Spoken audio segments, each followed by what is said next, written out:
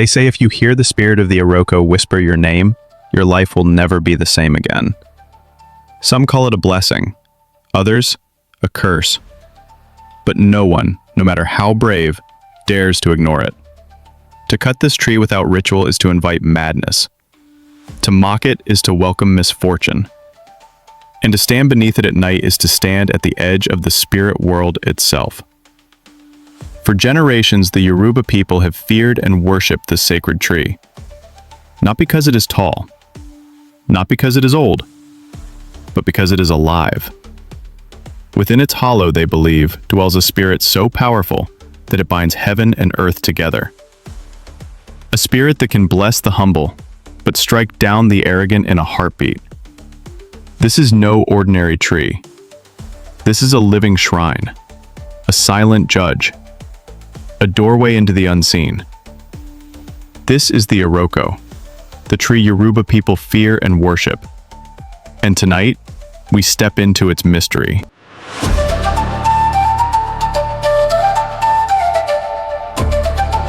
The Iroko tree, known scientifically as Militia excelsa, towers as one of the most awe-inspiring presences in the forests and villages of southwestern Nigeria and beyond.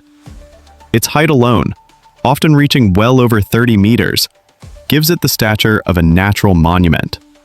And its enormous girth and thick, tangled roots make it appear almost otherworldly. It is not just a tree. In Yoruba cosmology, it is a sacred being, feared, honored, and spoken of with deep reverence. With a lifespan stretching across centuries, the Iroko becomes not only a marker of time, but a witness to the passage of generations. To see an Iroko is to see history rooted in the earth, rising skyward like a pillar, connecting the world of humans to realms beyond.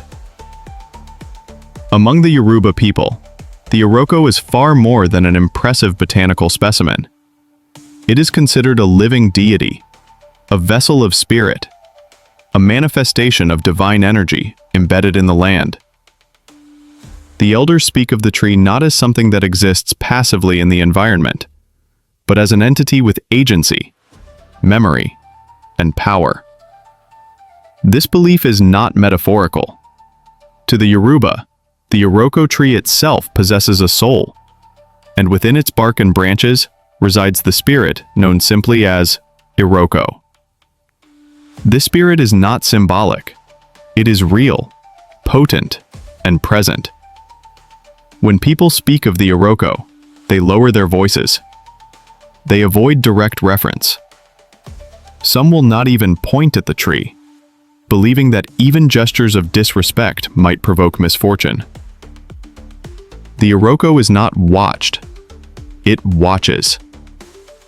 The tree's roots spread wide beneath the ground, and its branches seem to stretch out as if listening to every whisper in the wind.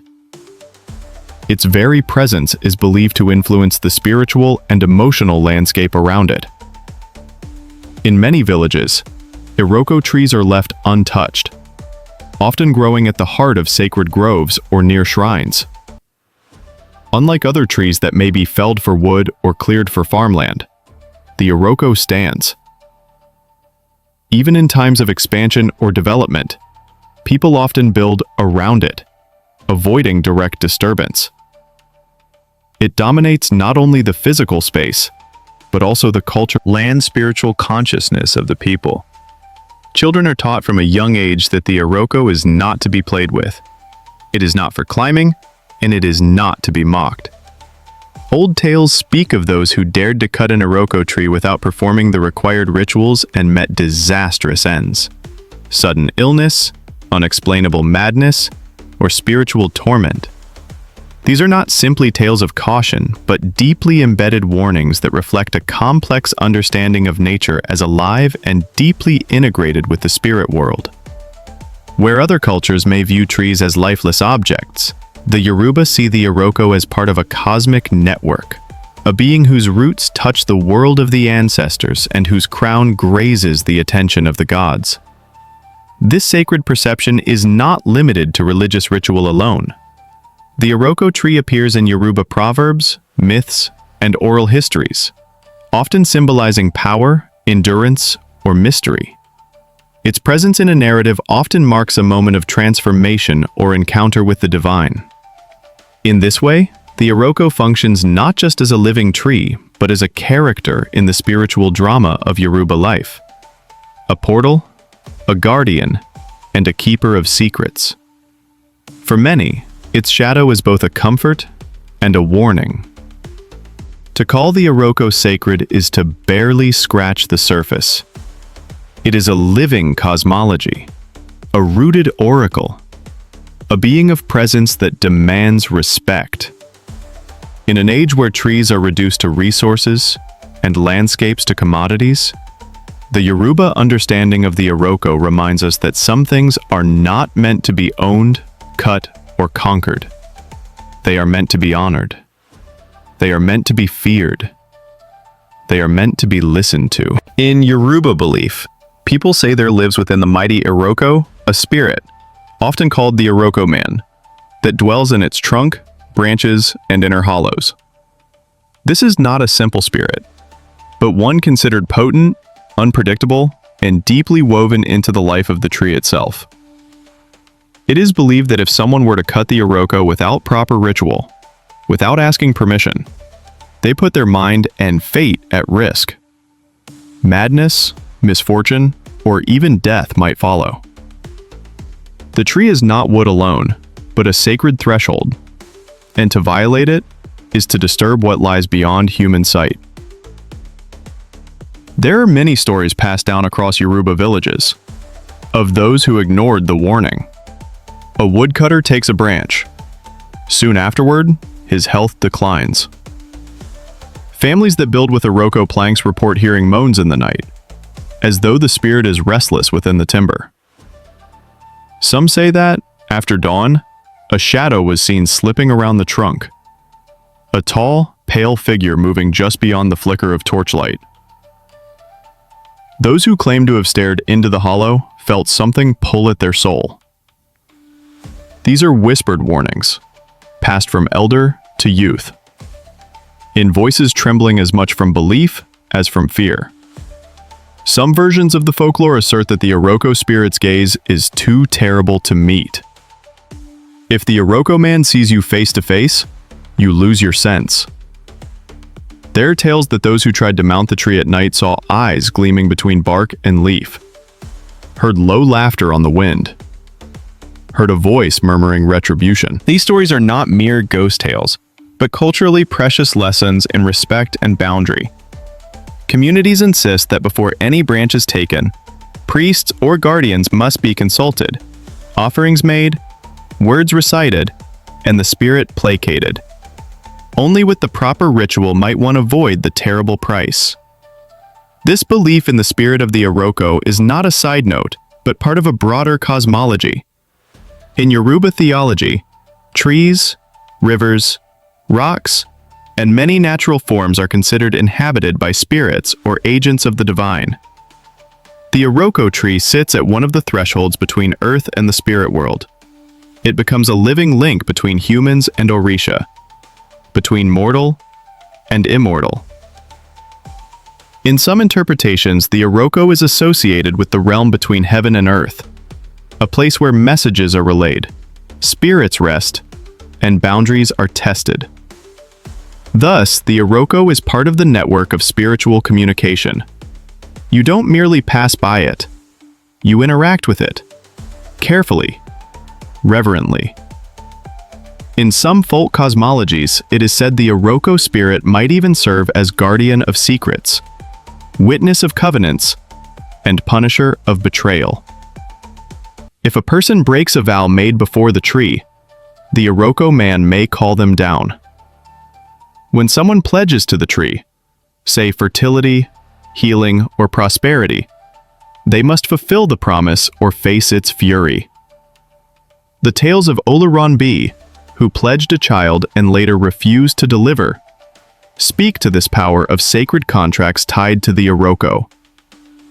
In many ways, the spirit of Iroko is less a ghost and more the living will of the land, reminding people that nature is alive, Memory is ancestral, and boundaries must be honored. The Yoruba people approach the Iroko with both fear and reverence, for in their minds the tree is no mere plant. It is a living embodiment of power, mystery, and spiritual consequence. Its grandeur inspires respect. Its spiritual charge demands caution. This dual posture arises from the belief that the Iroko carries a spirit that demands proper protocol. It is not a passive guardian, but an active presence, capable of blessing or punishing depending on how it is treated. In many villages, elders remind younger ones that the Iroko is older than stories. Thus, to disrespect it is to disrespect the ancestors themselves. Fear is not merely superstition. It is the acknowledgement that we live beside forces greater than ourselves. Reverence tempers that fear, guiding behavior so that humanity may live in relationship, not in domination. Because of the spiritual potency attributed to the Iroko, strict taboos surround its presence. One taboo commands that no one ever point at the tree. To point is to single it out, to draw attention to it in a way that may challenge or provoke the spirit within. Pointing is considered a form of disrespect, as though one is placing the tree on trial. Another, more dangerous taboo forbids cutting the Iroko without first performing a sacrifice or ritual. To remove wood casually is to violate the spiritual contract underlying its existence. Those who break that taboo risk spiritual backlash, illness, madness, misfortune, because they have interrupted a sacred boundary. Children are especially caution-trained. They are warned never to play under the Iroko at night. The darkness around the tree is believed to embolden unseen presences. The tree's hollows and shadows become portals to spirit. The caution is less about superstition than survival, a cultural reminder to respect the threshold between human and spirit. Yet the fear does not overshadow the worship that surrounds the Iroko. Rather, worship arises as a means to maintain balance, guard favor, and invite its benevolence. Libations and sacrifices are fundamental practices used to appease the Iroko spirit. Fresh water, palm oil, honey, eggs, kola nuts, and sometimes animal offerings are brought to the base of the tree, poured into its roots or onto its trunk, with words of praise, apology, and supplication. These offerings establish a dialogue. They acknowledge the sacredness of the tree, express humility, and ask for blessings or intervention. Those who honor the Iroko properly believe that the tree can grant fertility in barren lands, protection from harm, healing for incurable illnesses, or spiritual insight in times of confusion. People speak of children conceived after prayers whispered to the Iroko. They tell of sicknesses removed and dangers averted because the spirit was appeased.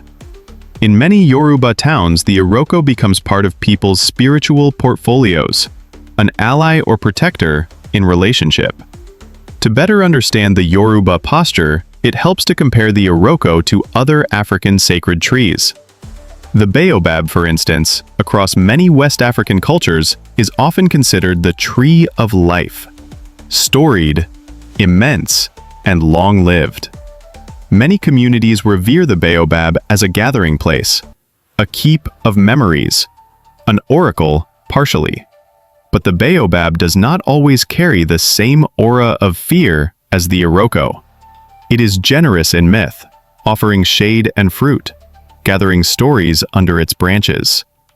The obeche, Triplochiton scleroxylon, while valued for its timber, is rarely as spiritually guarded as Iroko. In some communities, people still harvest its wood with fewer rituals. The contrast is instructive. The Iroko's singular combination of rarity, longevity, mysterious hollows, and perceived closeness to ancestral power elevate it above common sacred trees. The Iroko is not just revered, it is held at a distance, touched with ritual, whispered to, feared for its power, but honored for its presence. In many Yoruba towns, the Iroko becomes a locus for communal identity. Its hollow may shelter offerings or symbolic objects. Elders may gather beneath it to counsel or settle disputes, invoking the tree's presence as witness and guarantee of truth. When a new group settles in a town, they often perform rituals around the Iroko to acknowledge their arrival, to solicit its favor and avoid its wrath. The tree, in this sense, participates in the politics of community, memory, and sacred order. Its power is institutionalized, woven into the map of religious and civil life. Yet the worship is not devoid of caution.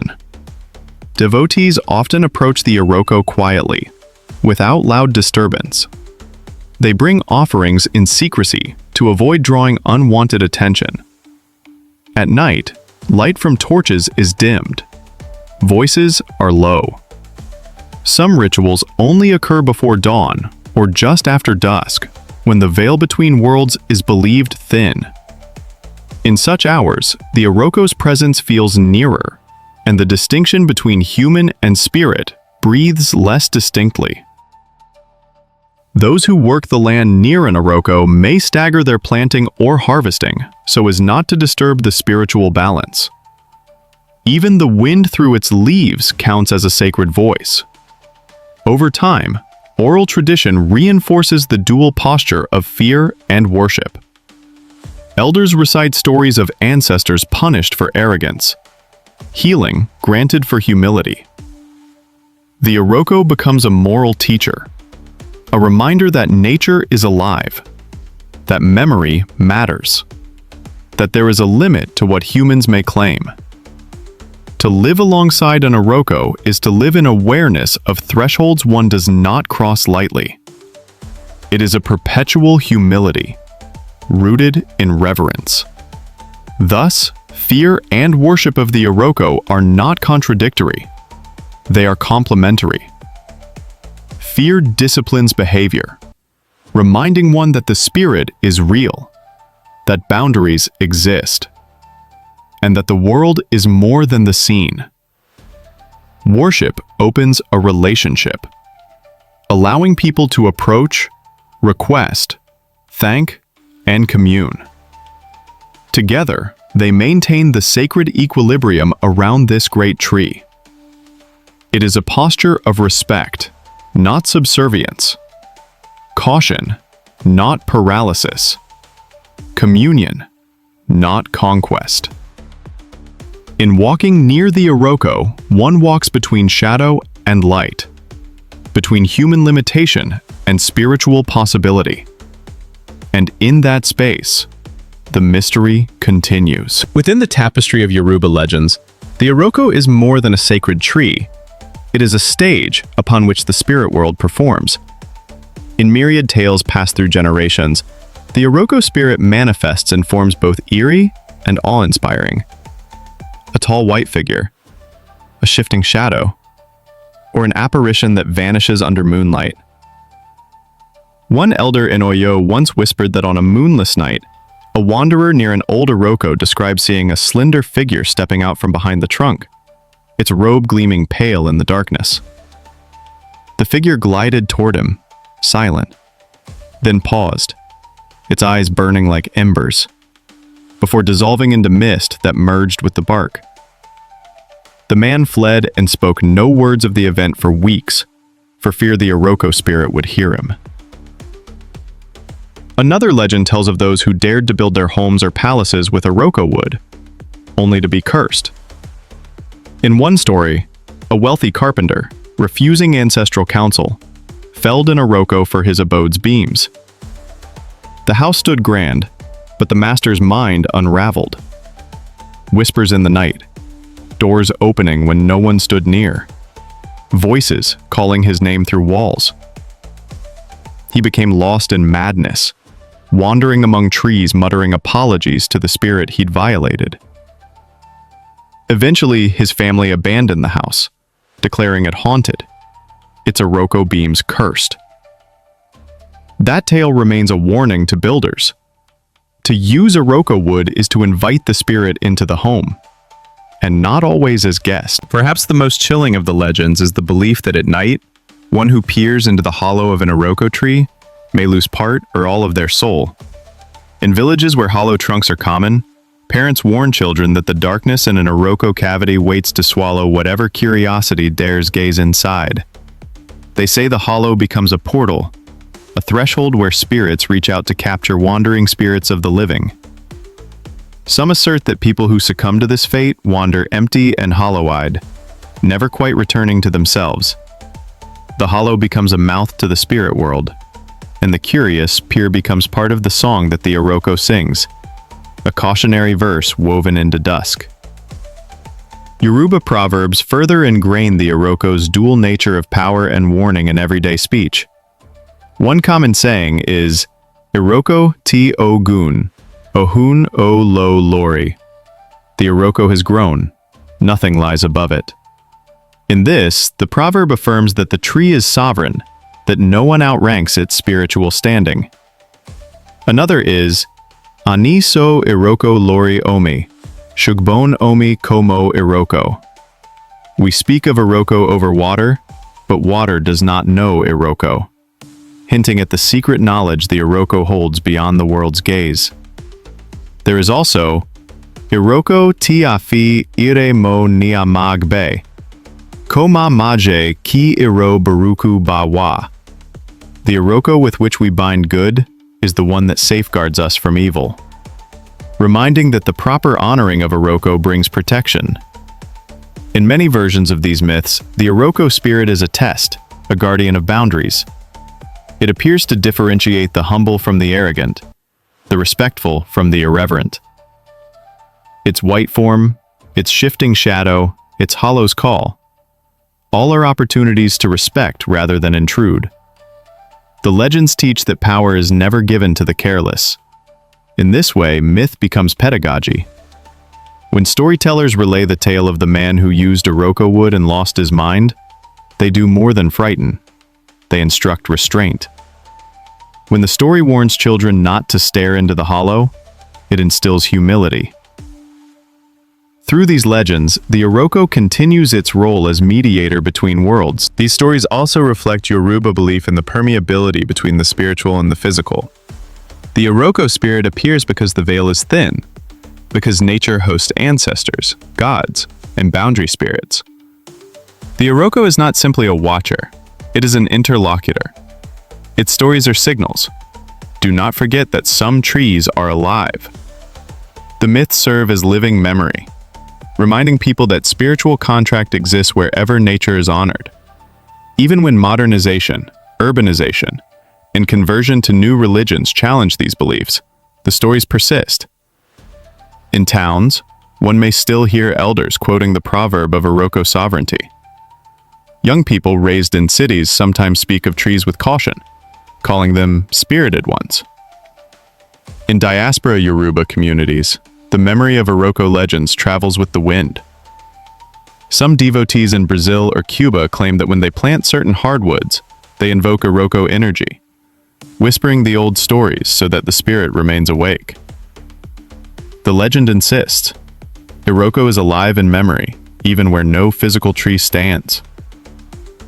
Thus, in the hours of legend, when the night is thick, the forest silent, and the moon hides, one listens. One imagines the shadows shifting, the breeze carrying a whisper, the hollow breathing back. The Iroko does not vanish because it is absence. It endures because the stories keep it living.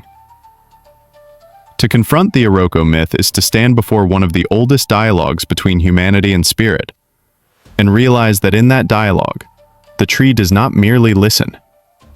It replies. In modern Yoruba communities, the Iroko still commands respect, though belief in its spirit is not as universally pronounced as before. In many towns, the great Iroko trees remain uncut, not merely by law, but by custom. Even people who have converted to Christianity or Islam often pause in reverence when walking past a revered Iroko. Some elders still perform small rites, pouring libation, whispering prayers, recognizing that a tree so steeped in ancestral memory should not be dismissed entirely. Younger generations may see it more as heritage or symbol than living spirit. Yet many know the stories, heed the warnings, and maintain a quiet awe. In some villages, the caretaker of a grove still holds the responsibility to guard the Iroko, mediate disputes near it, and ensure offerings are not forgotten. With the spread of Christianity and Islam through Yoruba land, sacred trees like the Iroko were often labeled pagan, superstitious, or demonic. Missionaries would sometimes condemn rituals around the Iroko, urging communities to cut them down, see them as idols, or abandon their cults. In many places, this led to conflict. Ritual shrines were razed, belief systems suppressed, knowledge lost. Yet, despite the pressure, the mystery of the Iroko endures, hidden beneath layers of syncretism. Some Christians still plant Iroko trees in the churchyard, allowing them to stand untouched, as a nod to ancestral respect. Some Muslims quietly maintain distance from them, neither condemning nor cutting them, preserving a kind of soft truce. The old stories are told in secret to children, passed along as cautionary heritage rather than open worship. Beyond spiritual significance, the Iroko today is also valued for ecological reasons. As a large hardwood species, Melissia excelsa is increasingly rare, threatened by logging, land development, and habitat loss. Environmentalists and cultural custodians have joined hands in many regions to protect remaining Iroko trees. Some groves are designated sacred forests, protected not by spiritual taboo alone, but by legal and communal measures. Reforestation projects plant Iroko trees, sometimes adjacent to shrines, to heal both land and memory. In protected areas, simple signage may warn, "Do not cut. Spirit live." The combination of spiritual respect and ecological awareness helps sustain the Iroko's presence in a world where many trees are felled without thought. Even across the Atlantic, the echoes of Iroko belief persist in diaspora traditions. In Brazil, Cuba, Trinidad, and other places where Yoruba-derived religions like Candomblé and Santeria flourish, practitioners sometimes invoke the essence of Iroko in their rituals. The sacred trees of the New World may not be true Irokos, but their role as ancestral guardians, boundary spirits, or hidden sentinels often mirrors the Yoruba myth. Some rituals ask for Iroko energy, for the strength of rooted spirit, or for ancestral protection. In liturgy or storytelling, diaspora communities recount cautionary tales of spirit trees that demand reverence. Even when actual Iroko wood or seeds are unavailable, the idea survives as spiritual memory. In these communities, Iroko is more than a tree. It is a symbol of enduring roots, cosmic boundary, and the hidden strength that travels across oceans. In this way, the Iroko today occupies multiple realms: heritage, symbol, ecological sentinel, spiritual memory, and ancestral thread. Where belief has waned, awe remains. Where ritual is silent, stories persist. Where trees have been lost, seedlings are planted again in hopes that the spirit will return. The Iroko lives in imagination and root, in ritual and regeneration, in diaspora and home. Its mystery remains alive, even in changing times. To the Yoruba, the Iroko is more than wood and leaves. It is a monument to something deeper, something invisible yet undeniably felt. It towers not just in the forest, but in memory, in ritual, in the space between the seen and the unseen. The Iroko reminds us that the world we walk through is alive with spirits, stories, and ancestral echoes. When the branches creak, it is not just the wind. It may be the Iroko whispering through time, through shadow, through dream. In a world increasingly disenchanted, where ancient wisdom is often buried under modern noise, the Iroko still commands silence, still commands awe, still commands the old kind of listening. It teaches that reverence and fear are siblings, that there are forces we do not fully understand, and perhaps are not meant to. In Yoruba cosmology, the Iroko is not a metaphor. It is an entity. It has mood, presence, and power. Whether feared or honored, it is never ignored. And even as modernity reshapes belief systems, even as roads and concrete encroach upon the groves, the Iroko stands, watching, remembering, waiting. Some pass by it with headphones in, not knowing they are beneath a centuries-old gaze. Others pause, pour libation, or whisper prayers. But all feel the weight of something ancient. This journey into the heart of Yoruba spirituality, into the roots and branches of the Iroko, is not just a tale of superstition or folklore. It is a call to remember. A reminder that spiritual truths are often encoded in trees, rivers, stones. If only we pay attention. The Iroko is not only for the Yoruba people. Its message echoes to all of us. That the world is alive. That the sacred may be hidden in plain sight. And that the spirits of old are never truly gone. They are simply waiting for us to remember. If you enjoyed this journey into Yoruba spirituality, like this video. Comment your thoughts about sacred trees in your culture. And subscribe for more hidden African mysteries. Thank you for joining us on this sacred path. Your curiosity keeps these stories alive. Your voice helps echo the forgotten. And your presence helps light the way back to ancestral knowing. Until next time, may your roots be deep, your branches wide, and may you never pass a sacred tree without listening. The spirit of the Iroko is listening.